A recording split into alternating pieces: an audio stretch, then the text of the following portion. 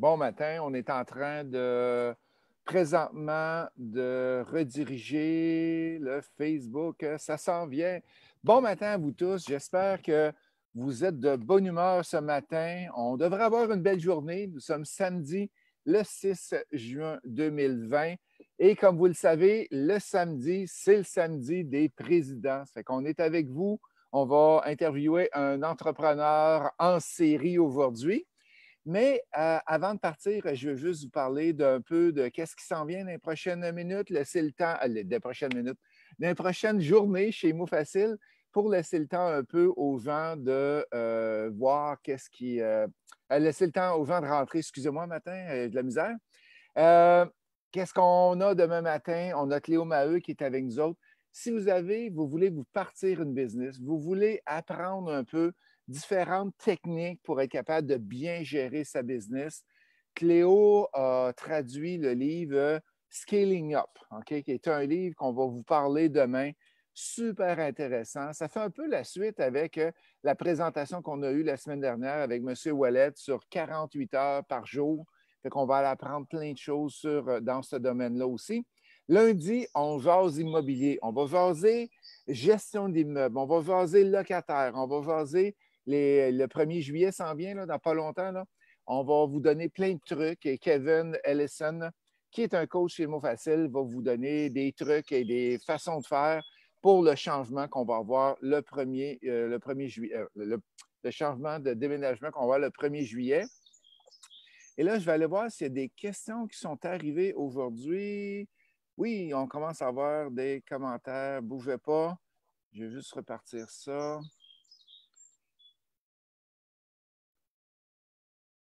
On va prendre 2 secondes. Excellent. Bon, là, je suis en format plein écran. Fait qu'on a Carole qui est avec nous autres un matin. Christian Guillemette. Bon matin, Christian. Sophie, bon matin. Première formation avec Imo Facile aujourd'hui pour moi. Ah oui, c'est vrai, Sophie.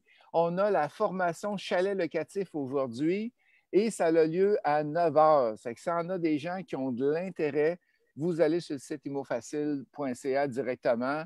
C'est à 9 h. Je vous conseille peut-être de rentrer un petit peu d'avance. Ça va être mieux pour vous. Mais super, Sophie. Bien, merci d'être avec nous autres. Alain Aubé qui est avec nous autres aussi. Dominique Blouin, je pense qu'on connaît bien Dominique Blouin de notre côté. Merci d'être là. Et on a la chance aujourd'hui d'avoir Ira. Bon matin, Ira. Est-ce que tu m'entends bien? Oui, je vous entends. Bon matin à tout le monde. Bon matin. Fait que Ira avait peur un petit peu avec l'entrevue. Il faut que je vous avoue ça. Ira parle très bien anglais, mais il dit mon français n'est pas très, très bon. Inquiète pas. Ton français est bien meilleur que mon anglais, Ira. Je suis sûr qu'on va avoir bien du plaisir à matin. Fait que, en partant, Ira, tu es président de quelle compagnie présentement et qu'est-ce que vous faites comme produit? La compagnie principale s'appelle Impec. Nous sommes des importateurs et distributeurs de la quincaillerie pour le meuble. Et notre clientèle, c'est des manufacturiers de meubles. OK, excellent. Puis toi, qui tu es? Fait que parle-nous un petit peu de toi, là, à partir des études, où tu es parti, où tu as fait tes études. Soit, je ne sais pas si c'est au Québec. J'ai manqué ce bout-là dans notre relation. Pas de problème. Premièrement, pour expliquer l'anglais, je suis né aux États-Unis, à New York. OK. J'ai déménagé avec ma famille quand j'étais 8 ans. OK. Depuis ce temps-là, je vis à Montréal et je l'adore. Éducation, j'ai réussi à être ingénieur électrique à McGill. Et après ça, j'ai réussi à avoir MBA chez Harvard. Oh oui, MBA. MBA oui. chez Harvard, es-tu sérieux? C'est un peu drôle. J'ai fait l'application. J'ai réussi à être accepté. Je suis rentré là la première journée.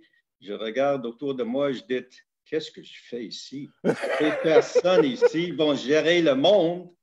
C'est moi I recrute d'être dans la même chambre comme ces personnes. Et jusqu'en passant, mes classmates gèrent le monde. Une de mes classmates, pas dans mon classe spécifique, était George Bush. Ben voyons donc.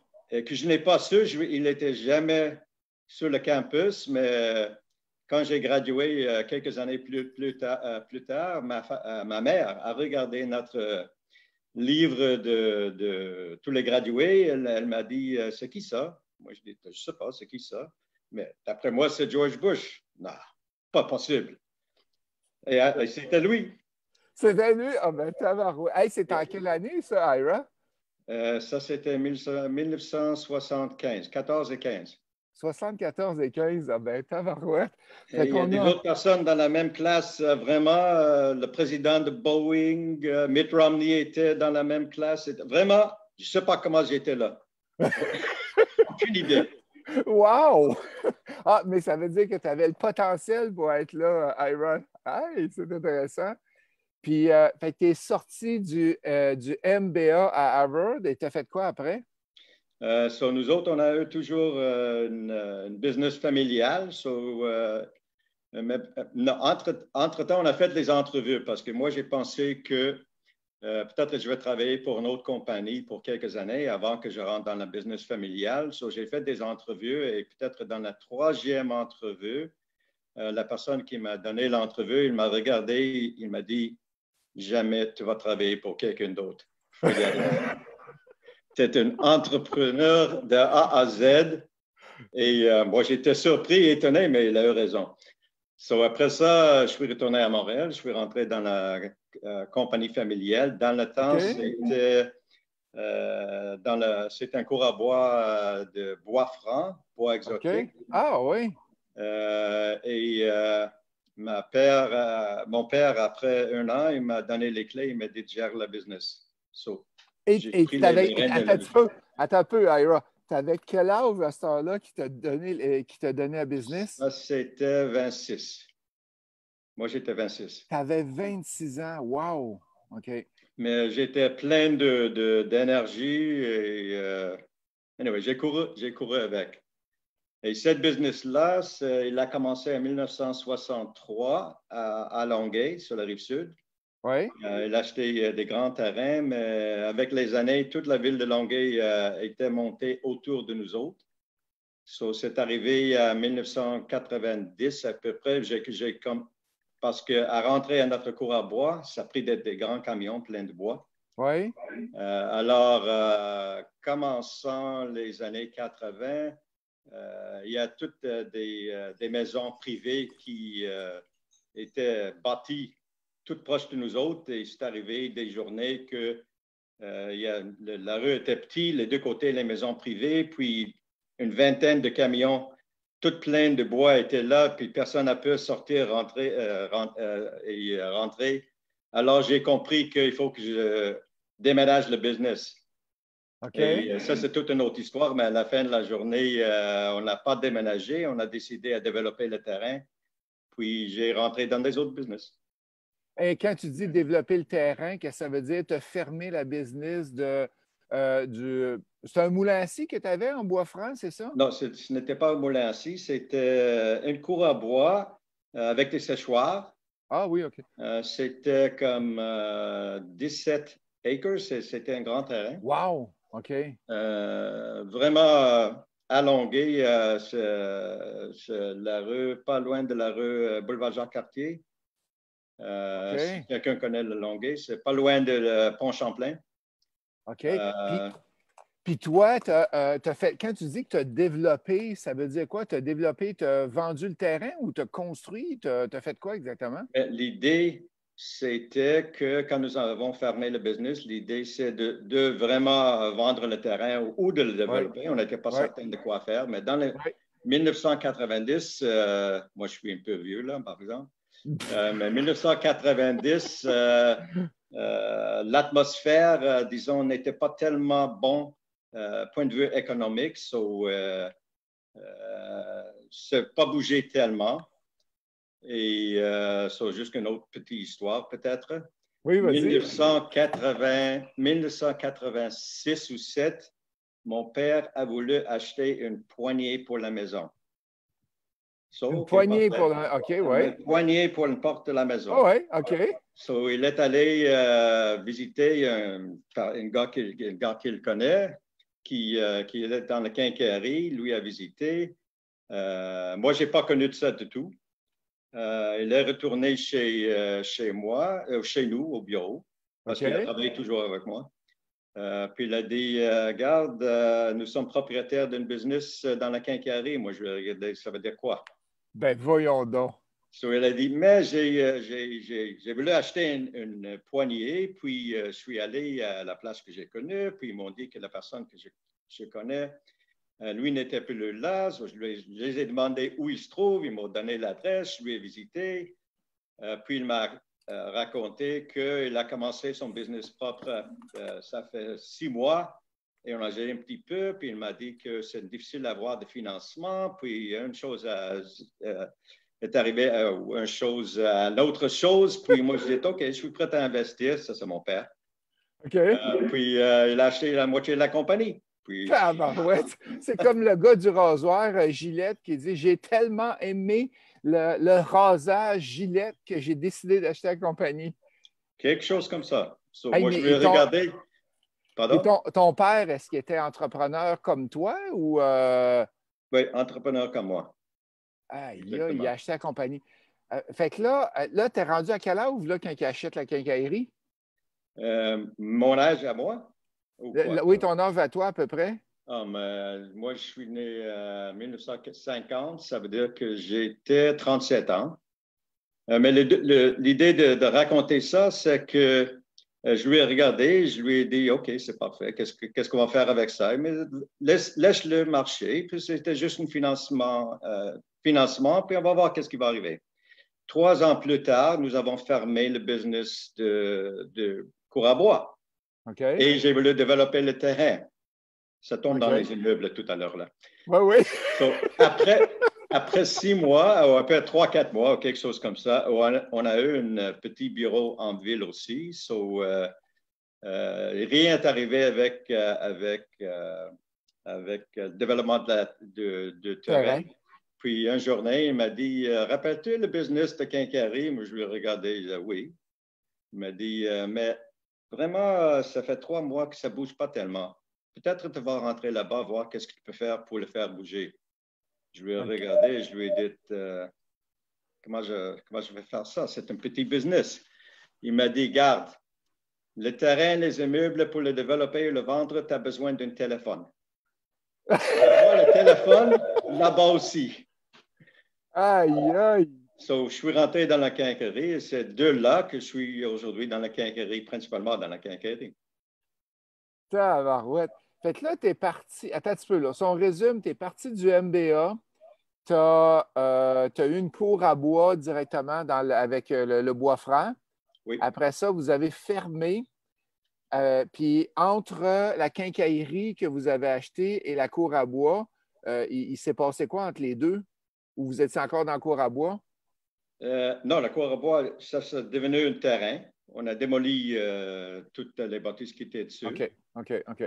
Puis, on a retenu le terrain pour le développer. Mais honnêtement, je m'ai impliqué dans le business de la quincaillerie et le cour à bois était resté à côté, comme tranquille. Puis là, après ça, à un moment donné, vous avez vendu la cour à bois ou qu'est-ce que vous avez fait avec ce grand terrain-là de 14 acres? So, on a retenu tout le terrain-là qui était à Longueuil et on a payé les taxes chaque année, qui était un peu dérangement. Ça nous a dérangé, mais en tout cas, on l'a payé. On a toujours cru qu'il y a de valeur dedans. Mon concentration, c'était dans le business de quincaillerie et à peu près 2001-2002, j'ai rencontré une personne qui est devenue mon partenaire dans tous nos immeubles. Puis, c'est lui qui a pris les rênes de développer ou de faire quelque chose avec le terrain. Puis, depuis ce temps-là, nous avons vendu quelques lots sur le terrain, mais ça nous reste encore beaucoup. Fait qu'il reste encore des terrains à vendre à Longueuil par rapport à sa cour, à l'ancienne cour à bois. 800 000 pieds carrés. Ça nous reste. Répète-moi le chiffre. 800 000. 800 000 pieds carrés. Fait que ça va se développer dans les prochaines années pour... nous parlons toujours avec des personnes, des clients potentiels pour le vendre et nous pensons peut-être nous allons développer une partie de ça nous-mêmes. Ça va voir avec le temps. Excellent. Puis là, la petite quincaillerie est rendue où, elle? Mais la petite quincaillerie, dans le temps que je suis rentré dedans, les ventes étaient 1 million par année. Aujourd'hui, nous faisons à peu près 8 à 10 millions de dollars par année de ventes. OK. Puis, ça roule toujours. Excellent. Fait que là, tu ne vends plus aux particuliers, tu vends seulement aux Fait que tu as comme changé le modèle de business de la quincaillerie pour t'en aller vendre à des manufacturiers de meubles, c'est ça? Mais au début, c'était comme ça. Mais la personne qui l'a commencé, qui dans le temps était mon partenaire, il n'est plus mon partenaire. Je lui ai acheté en 2007 ou 2008, OK. toutes ses actions. Mais mon approche à business, c'était un peu, comme je viens de dire, dynamique. So, comme moi, je suis une personne 24/7. Et lui était comme plus une personne 9/4. So, quand je suis rentré là-dedans, j'ai changé la dynamique beaucoup. Puis, nous avons commencé à ramasser des clients plus importants. Et le focus était comme ça, des manufacturiers et des clients, et des manufacturiers. Est-ce que c'est vous autres qui faites vos propres hardware, je ne sais pas comment on appelle ça, quincaillerie? La quincaillerie, pas mal générique, mais les dernières années, les dernières 3-4 années, nous développons des familles de produits qui sont un peu plus niches. Okay. Comme des lits escamotables ou maintenant, notre plus importante ligne de produits, c'est des tables élévatrices qui sont très, très populaires. Tout le monde veut les avoir chez eux, au bureau ou whatever. Des tables élévatrices. Ça veut dire que, comme au IKEA, tu as une petite poignée en avant de la table, là, puis la table lève. Électrique. Ah, c'est électrique, votre. Donne le piton, puis ça monte, ça descend, puis c'est plus ergonomique, c'est plus santé, c'est plus bon pour la santé, pour la posture, pour le corps, tout ça. Ah, excellent. Puis ça va être votre ligne principale. Puis la deuxième ligne principale, c'est quoi? La deuxième ligne principale, c'est des lits escamotables, comme je viens de dire. Wall bed, on appelle ça en anglais. Et après ça, de la quincaillerie standard, comme des coulisses pour un tiroir, ouvrir un tiroir, des décompteurs et des choses comme ça. Spécialisé là-dedans. Est-ce que Richelieu, est-ce que c'est un gros fabricant pour vous? C'est quoi le lien avec vous autres? Richelieu, j'ai un grand bullseye en face sur mon mur, en face de moi. Par exemple, c'est une compagnie de milliards, nous sommes beaucoup plus petits. OK, excellent. Christian Guillemette qui nous dit, si on écoute bien pour développer, il faut seulement avoir l'esprit ouvert et être patient. Tout peut devenir profitable, tout ce que les autres ne voient pas.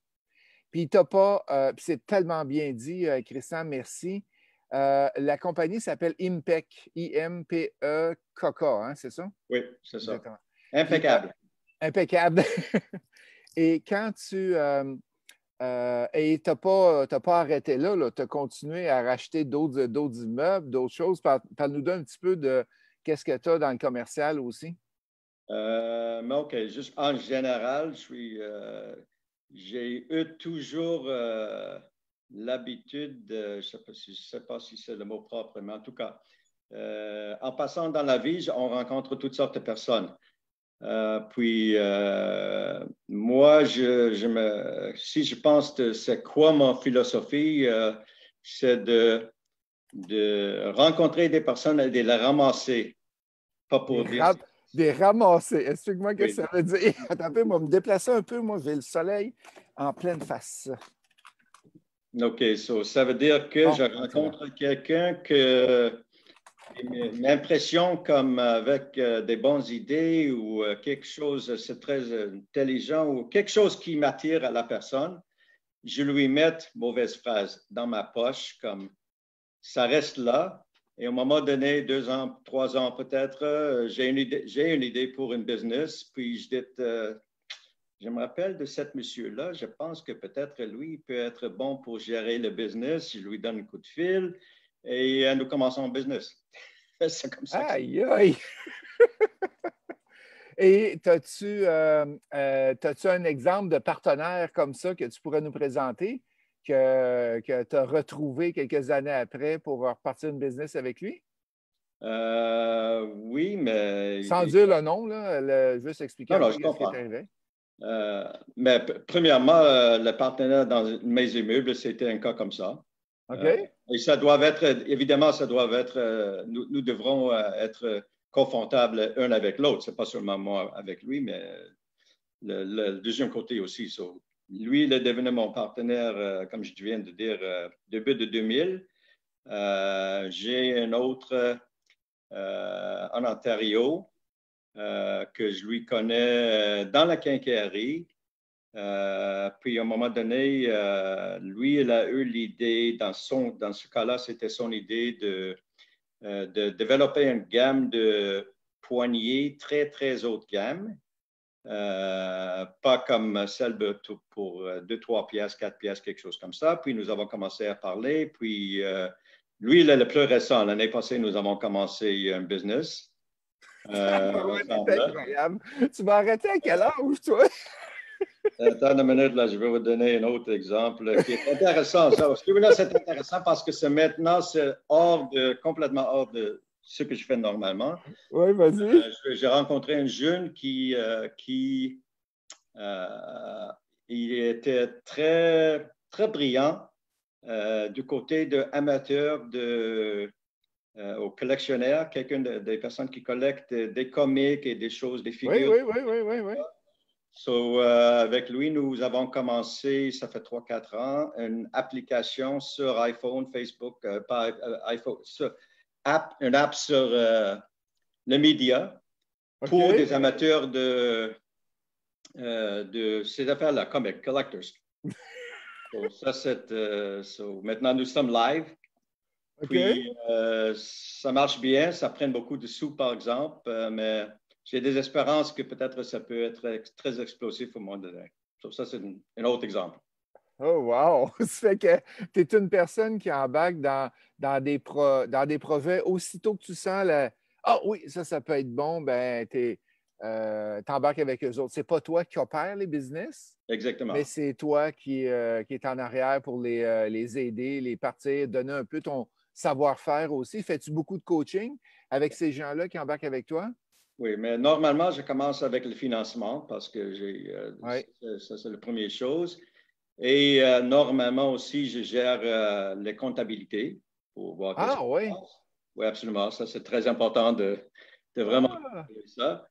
Et oui, en plus, il y a de coaching on discute ensemble, OK, c'est quoi la stratégie, c'est quoi qu'on fait. Mais après ça, jour à jour, comme ça, c'est eux qui le dirigent. excellent. Puis dans les cas des centres d'achat que tu possèdes, est-ce que c'est la même chose? Tu laisses le partenaire faire de gérer tout et toi, tu es plus en arrière de tout ton immobilier? Oui, la façon que ça fonctionne, c'est absolument celui qui gère ça jour à jour. OK? Nous autres, quand il y a une possibilité d'acheter un centre d'achat, whatever, un projet, nous le discutons ensemble, nous faisons l'analyse et si nous allons procéder, nous procédons ensemble. Et après ça, disons, on a un touch base 1 fois par mois ou quelque chose comme ça. S'il y a des questions importantes, on le discute. Mais à part de ça, comme je dis, jour à jour, les détails, tout ça, c'est lui qui s'occupe de ça. OK. Fait que toi, tu es, une personne, je vois plusieurs commentaires arriver. Un dragon indépendant, Sophie qui nous dit, mais vous êtes un dragon. Fait que tu es une personne qui investit de l'argent, qui investit du temps dans différents projets. Tu les laisses gérer leurs choses, mais tu fais un suivi serré à chaque mois pour s'assurer que les business roulent, puis tu gardes le contrôle financier, les états des résultats, les bilans à ton entreprise. Exactement. OK. Exactement. Ah, bonne idée. Est-ce que tu as une chose que tu es fier dans ta vie que si tu avais à la refaire, tu la ferais tout de suite? À part ton mariage, il ne faut pas que tu dises le mariage. Là, parce que ta femme est probablement proche de toi, là, mais dis-moi d'autres. Premièrement, ma femme n'est pas loin de moi, C'est ça. c'est une décision excellente. Fait qu'on va dire c'est la première chose. Mais la deuxième chose, là. Puis, je le ferai d'une autre manière ou quelque chose comme Non, ça. quelque chose que tu referais exactement pareil. Que tu es content de l'avoir fait comme ça, puis tu referais exactement la même affaire. Mais honnêtement, dans mes bonnes journées, j'adore tout ce que je fais. Ça veut dire qu'il n'y a rien à changer. OK, parfait. Dans mes mauvaises journées, je vais me tuer. En général, je suis pas mal content de qu'est-ce que j'ai réussi à faire. J'ai certainement des phases où je me doute. Absolument, j'ai fait beaucoup d'erreurs dans ma vie. Mais en principe, spécialement aujourd'hui, je suis pas mal content de comment c'est arrivé. Sauf que, si on revient à Harvard, OK, je regarde tous mes classmates là-bas et eux, ils sont devenus la plupart très importants et très, très grands dans leur vie. Puis moi, je suis toujours ici à Montréal. Oui, mais ça veut rien dire. Tu es devenu grand à Montréal, mais tu n'es pas connu, Ira. C'est ça qui est le problème. Peut-être, je ne sais pas. Tu n'es pas connu, c'est juste ça la différence. On a Christian qui dit, est-ce que vous êtes arrivé à des échecs à travers les bons coups? Comment il a dit ça? Est-ce qu'il vous est arrivé des échecs à travers ces bons coups? As-tu des exemples de bad luck qui t'est arrivé dans le business, dans tes business? Oui, absolument, absolument. Peux-tu nous en donner un? Je n'ai pas expliqué comment nous avons fermé le cours à bois, mais je vais l'expliquer. Vas-y. OK, parce que c'était un très bon business, c'est un business familial. On l'a eu pour 40 ans, quelque chose comme ça, ou même plus. Puis, la décision initiale, c'était de déménager le business à Saint-Jean. J'ai trouvé un terrain à Saint-Jean-sur-Richelieu. Puis, ça m'a pris peut-être 1 an de négociation avec la ville de Saint-Jean-sur-Richelieu, avec Hydro-Québec, parce qu'ils nous ont donné une subvention, avec plusieurs, disons, intervenants qui étaient importants pour le faire, parce que c'était un projet de 5-6 millions de dollars. OK. Puis après 1 an, j'ai réussi à mettre toutes les pièces en place. Je suis allé à la banque, notre banque qui était avec nous depuis le début.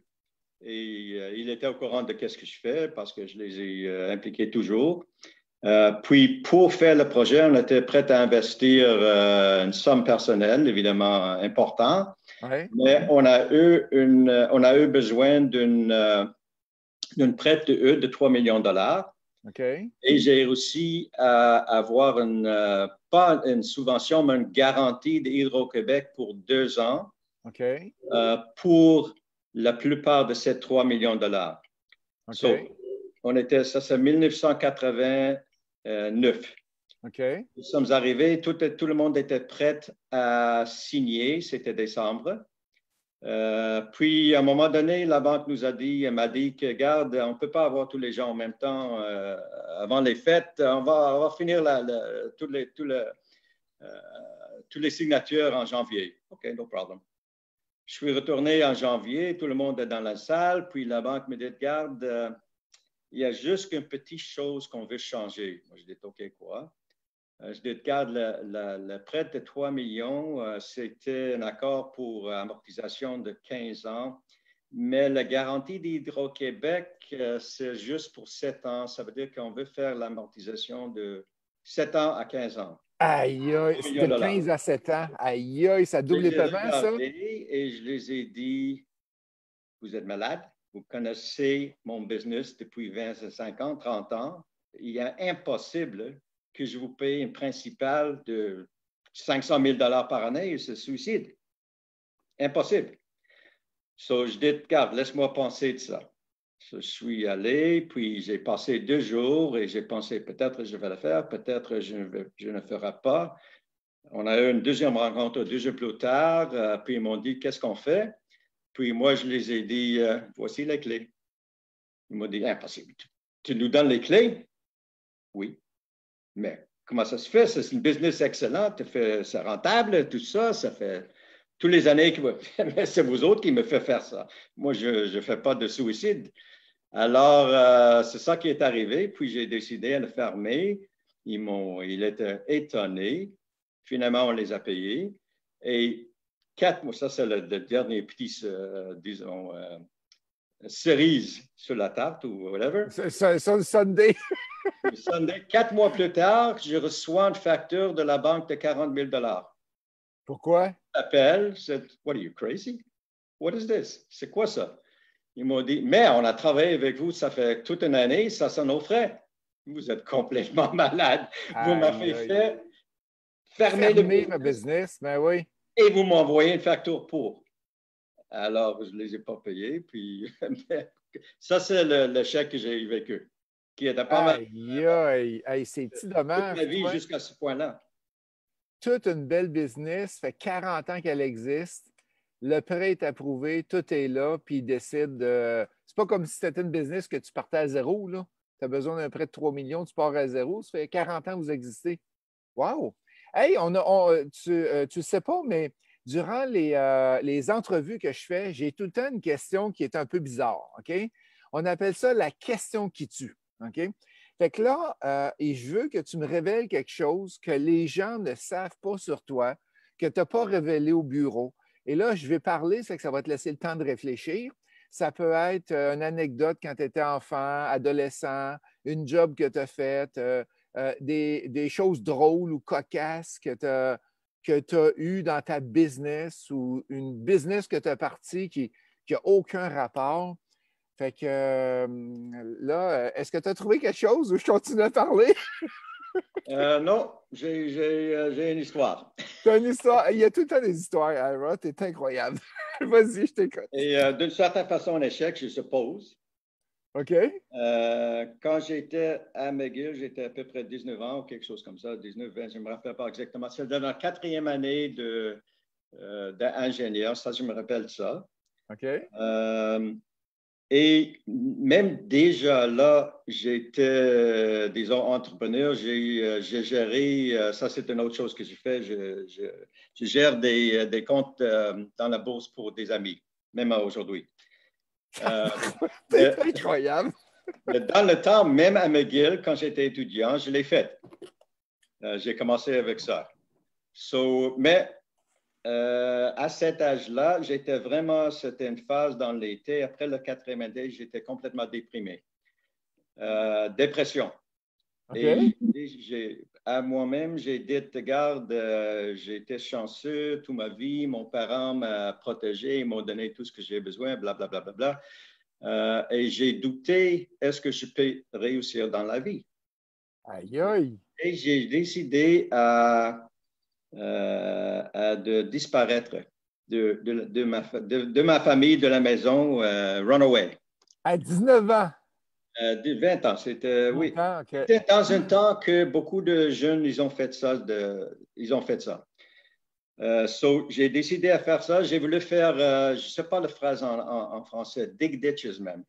Je voulais être dans la construction pour, jusqu'avec une pelle, travailler sans que personne ne va me savoir, voir si je peux survivre. Le soir avant que j'ai voulu vraiment disparaître, j'ai décidé que ça va tuer mes parents. Je ne peux pas faire ça. Le lendemain, je les ai dit qu'est-ce que je veux faire. Mon père était très sage. Il m'a dit que, regarde, j'ai vécu quelque chose comme ça, semblable, quand j'étais jeune. Ce que je vais faire, c'est que je vais vous n'allez pas le faire ici dans la ville. Vous ne vient pas de vous reconfirmer ça. Je vous donne un billet one way. OK. Tu vas aller quelque part d'ailleurs et il faut que tu trouves comment retourner. Ben voyons donc! Je viens d'acheter un billet à Vancouver. OK. Peut-être avec quelques cent piastres, pas plus que ça dans ma poche, et je suis allé là. Sans savoir personne, Et Aïe, quelle leçon de vie! Ton père te donne, tu veux partir, ton père t'encourage, il te donne un billet, va-t'en à l'autre bout, c'est one way, arrange-toi tout seul, débrouille-toi. C'est peut-être pour ça que tu es tellement débrouillard, puis entrepreneur, puis créatif dans la vie. Tu pensais que ça a un lien avec le reste de ta vie, qu'est-ce que tu as vécu? ben, vraiment, c'est une longue histoire. Ça. Je veux dire que... OK, continue, on continue, c'est intéressant. Je ne sais pas combien de temps que vous avez. Anyway. OK, je vais essayer de le faire bref. Je suis arrivé à Vancouver, je suis dans l'aéroport et je ne sais pas où aller, quoi, rien. Mais comme je viens de dire, dans le temps, il y a beaucoup de jeunes qui ont fait quelque chose de semblable. J'ai remarqué une table, deux personnes dans l'aéroport et deux personnes qui sont assises là avec une affiche devant qui dit If you don't know where to go, please talk to us. Je suis allé les parler. Ils m'ont dit qu'il y a une baraque d'armée convertie, centre-ville Vancouver, pour tous ces types de jeunes qui sont là, comme ça, qui sont comme moi, qui ils essaient de leur find themselves. OK, OK. Je suis allé là. Et la prochaine étape, c'était OK, comment je vais gagner d'argent, qu'est-ce que je vais faire? J'ai essayé de faire des applications, rien n'a réussi. Puis j'ai remarqué après 3-4 jours une annonce dans un journal. If you love business and if you want to succeed, come see us. Parfait. Okay. Jusqu'à ce date-là, j'ai cette annonce dans mon carnet. Oui, dans ton portefeuille, tu as encore cette annonce-là. D'accord. Pourquoi? Pourquoi, oui? Je suis allé à cette entrevue, puis je rentre dans un bureau, dans une salle, il y a comme une dizaine d'autres personnes. Et monsieur est avant nous autres, il commence à parler, et après 20 minutes, je commence à rire. Et tout le monde me regarde, c'est quoi avec cet monsieur-là? Il rit, et je ris, et je ris, et je ris. Et à fin de compte, ils m'ont sorti de la salle. C'est quoi qui est arrivé? Après 20 minutes, j'ai compris que ça, c'est pour vendre des encyclopédies. Oh non! Et moi, j'ai dit, wow, je suis si intelligent, je suis 4e année dans les ingénieurs, je suis entrepreneur, blabla, et j'ai été fooled. C'est quoi le dit? Tu t'es fait avoir. J'ai fait avoir avec une annonce comme ça, j'ai pas pu arrêter à rire. Puis tu as-tu vendu finalement des encyclopédies? Moi, je suis très, peut-être vous ne remarquez pas sur cette entrevue, mais normalement, je suis très gêné. Je ne parle pas facilement avec des personnes. Je suis très shy. OK, oui, gêné oui, gêné, oui. Gêné, ils sont décidés, regarde, vendre des encyclopédies, peut-être ça va me pousser à être plus ouvert parce qu'il faut passer, rencontrer des personnes complètement inconnues. J'ai décidé à faire ça. J'ai pris le job. Puis la façon que c'est fait, ils ont passé un jour à nous faire apprendre exactement le verbiage, comment vendre une encyclopédie. Et il y a comme des autres personnes en même temps. OK. Sur les premiers 1 ou 2 jours, on a pratiqué sur les rues de Vancouver. Puis je suis sorti et moi, j'ai immédiatement changé leur pitch parce que j'ai dû le faire à moi, ma façon à moi. J'ai commencé à rencontrer des personnes. Je suis rentré dans une... Anyway, c'est une autre histoire. Après 2 journées, on a passé l'examen. Puis je vais le faire la balance courte. Après ça, le monsieur qui gère notre équipe, notre groupe de 10 personnes, il nous a dit, OK, prochaine étape, c'est nous allons conduire au nord de Colombie-Bretagne. Wow, OK. Et l'idée, c'est qu'en 2 voitures, 4 personnes avec une chauffeur de voiture, nous voyageons au nord. On arrête dans une petite ville chaque soir. Nous n'étions pas, parce qu'ils ne nous payent pas So, on a dormi dans la voiture. OK. Et chaque soir, on a fait un tour dans la ville, chacun de son petite région, pour essayer de vendre des encyclopédies. C'est incroyable.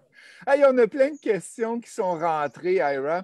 Daniel Côté qui dit « Un passionné, voilà un bon critère pour réussir. » On a Christian qui lui demande « Quel est le secret de votre réussite selon vous? » C'est quoi un des secrets que tu pourrais donner aux gens qui sont avec nous autres aujourd'hui?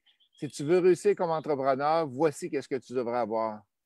Très facile à fin de compte. C'est quoi? On appelle ça en anglais old school, vieux école. OK. J'ai appris ça de mon père. Et c'est la chose la plus importante pour moi, c'est d'être confortable avec la personne avec qui je fais le business, client ou fournisseur ou whatever, OK. et garder mes paroles. C'est clair que dans le business, il faut avoir des contrats et tout ça. Mais pour moi, les contrats, à la fin de la journée, ils ne valent rien. If you can't look, si on ne peut pas regarder la personne sur Dans les yeux. dans les yeux, commence pas. Ça veut dire que pour moi, quand je fais un deal, c'est avec un handshake et l'autre personne sait que moi, je vais aller au bout à la fin pour lui protéger, pour faire certain que nous réussissons. So, faut être vraiment. Wow, quel bon conseil. Hey, merci beaucoup. On a Patrick Richard qui pose une question. Si j'ai un projet de présenter, qu'est-ce que je fais? Tu communiqueras avec le chat en dessous, Patrick. Guillaume Royer, quel événement ou fait qui vous a fait le plus progresser et que vous avez développé votre parcours? C'est quoi l'événement marquant, tu penses, dans ta vie qui a fait que tu es parti comme ça, entrepreneur en série? Je ne sais pas s'il y a un événement spécifique. C'est comme c'est dans mon sang, it's in my blood. C'est ça que je fais. C'est ça que c'est dans Il n'y a pas ton comme sang. une spécifique occasion que je dis, wow, c'est ça que j'ai besoin de faire. Excellent. On a David Salerno que tu connais très bien, qui nous dit « J'adore les oiseaux en arrière-scène. Je ne pensais pas que tu les entendais, David. » Et là, moi, j'ai le soleil qui se déplace à toutes les minutes. Fait que j'ai un petit défi. On va s'ajuster pour la prochaine fois. David Salerno qui dit « Merci, Ira. Très vrai pour le old school. » Excellent. Et si tu avais 3 conseils à donner aux gens qui sont ici en ligne, il nous reste quelques minutes. Ça serait quoi, Ira, que tu pourrais donner comme conseil? Moi, OK, je veux dire que parce que au fond, c'est une affaire des immeubles. So, nous avons une très spécifique philosophie comment nous gérons, comment nous procédons avec cette business des immeubles. OK. So, moi, je dis que, disons, certainement, notre philosophie, c'est de trouver des projets qui sont intéressants, point de vue de rentabilité au début, ça c'est clair. Oui.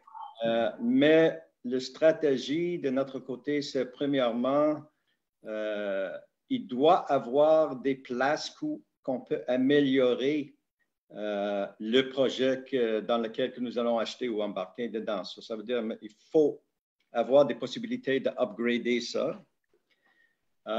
Il faut avoir absolument, d'après moi, dans les immeubles, de patience parce qu'on peut trouver sur un deal pour 1 an, 2 ans, 3 ans, puis jusqu'avant qu'on signe, ça tombe à terre. OK. Il faut vraiment avoir de patience et il faut avoir de force de durer des temps mauvais quand il y a des cas comme aujourd'hui que des locataires ne payent pas ou whatever it is. Ça, c'est comme les aspects que nous avons dans notre approche pour notre business d'immeuble. Excellent. Et on a une question qui est rentrée de Yves Forget quel serait le conseil d'un entrepreneur d'expérience comme toi qui pourrait donner à quelqu'un qui veut se partir en une entreprise, pas nécessairement en immobilier? Ça serait quoi le conseil, là? Si on avait un conseil à 100 pièces, ça serait quoi le conseil? Euh, je pense qu'à part de financement, que c'est toujours très important, encore une fois, d'avoir la force de durer le début d'un business parce que 90% du temps, il y a des choses qui arrivent qu'on ne planifie pas pour. Oui, exact, oui. Il faut absolument avoir la passion, mais d'après moi, ça, c'est évident. Mais il faut vraiment suivre les sous parce que souvent, nous perdons avec notre passion et avec notre, disons, enthousiasme pour le business, nous oublions Oui, c'est ça. les implications de finances qui, à la fin de la journée, c'est ça qui va Fait que ça pourrait se rajouter à trois mots, cash flow is king.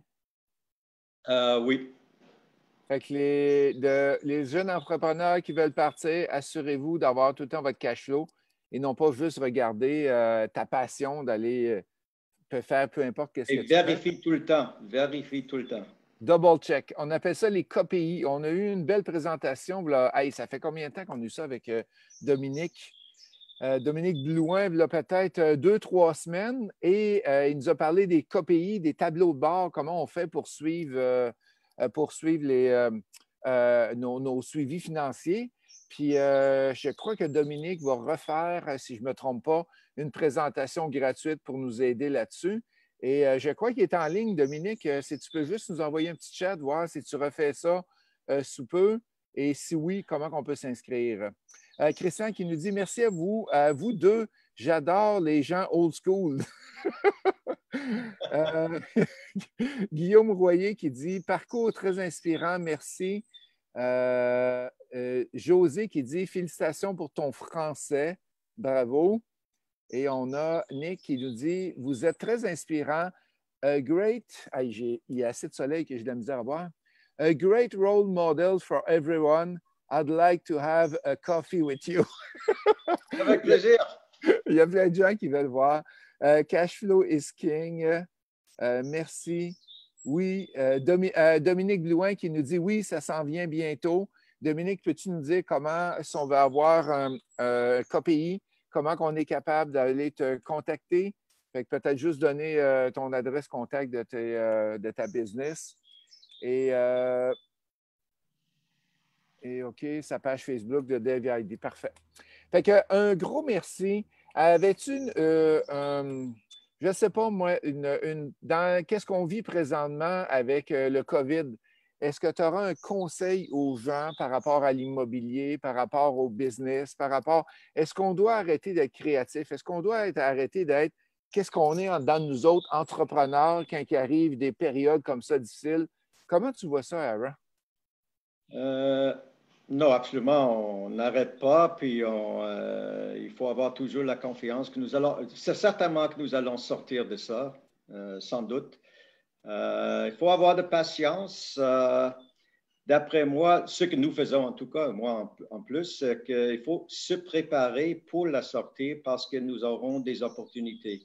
Absolument, il y a toutes sortes d'opportunités qui vont devenir. Maintenant, c'est le temps à se préparer pour prendre un avantage de ça. Ah, ça termine tellement bien. Hey, merci beaucoup, Ira, d'avoir été avec nous autres. Merci à vous autres, à tous les gens qui sont là chaque matin à 8 heures. Demain, on a Cléo Maheu qui va être avec nous autres de Scaling Up et elle va vous expliquer un peu comment. C'est quasiment le suivi de la rencontre avec Ira aujourd'hui. On va parler un peu de tableau de bord. Elle va vous montrer comment préparer une business. En anglais, on appelle ça un one-pager. Une page et tu es capable de préparer ta business pour la prochaine année. Elle va vous expliquer ça un petit peu, comment ça fonctionne. Fait que super entrevue demain aussi. Merci, Ira. Ça a été un plaisir de t'avoir avec nous autres. Si vous avez aimé l'entrevue, allez cliquer sur j'aime, s'il vous plaît. Plein de cœur plein d'amour à Ira. qui est une personne incroyable. Je te connaissais depuis quelques années, mais il y avait comme un bout que je te connaissais, qui me manquait, Ira. Mais merci d'avoir partagé ça avec nous. C'était très Merci à vous intéressant. autres. C'était un plaisir. Et bon fin de la journée, week-end et tout ça. Et bonne vie à tout le monde. Merci beaucoup. Reste avec nous, reste avec moi, Ira, s'il te plaît. Arrêtez. On arrête ça. On se voit demain matin, la gang. Merci, bye bye.